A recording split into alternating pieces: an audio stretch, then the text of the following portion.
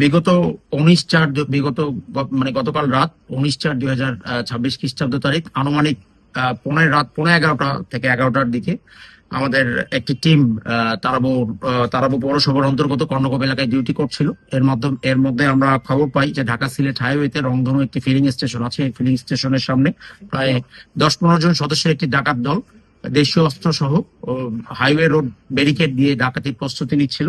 তো আমাদের officer in charge মহোদয়ের মোবাইলে এই খবরটি আসা মাত্র ওই এলাকায় আমাদের যে টিম ডিউটিরত ছিল, সাথে সাথে উনি বা ওনার নেতৃত্বে একটি টিম আমরা ওই এলাকায় এঙ্গেজ করি ডাকাতদেরকে ধরার জন্য। এবং আমরা অতি দ্রুত ঘটনাস্থলে পৌঁছে তারা যখন ডাকাতির মোটামুটি খুব কাছাকাছি চলে গিয়েছিল, যে সময়টা ডাকাতি সংগঠন করবে, তো আমরা হাতে নাতে তাদেরকে একটি বাস সহ দেশীয় অস্ত্র সহ 5 জন ডাকাতকে হাতে নাতে গ্রেপ্তার করেছে। এবং আমাদের উপস্থিতি টের পেয়ে প্রায় আরো 10 থেকে 15 জন পালিয়ে যেতে সক্ষম হয়।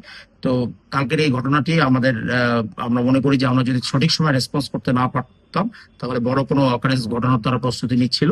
তো আমাদের টিম অত্যন্ত ভালো কাজ করেছে এই ঘটনায়। খুব দ্রুত সময় রেসপন্স করার মাধ্যমে আমরা এই চিহ্নিত অপরাধী, এরা বেশ কিছুদিন ধরেই ওই ঢাকা সিলেট হাইওয়েতে ডাকাতি, চুরি, ছিনতাই সহ বেশ কিছু অপরাধ সংগঠিত করে আসছিল বলে খবর পাচ্ছিলাম আমরা।